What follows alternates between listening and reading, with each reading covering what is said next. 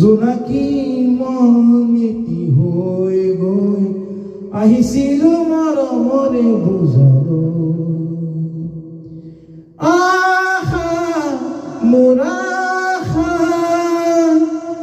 এখনি হৰগুণ,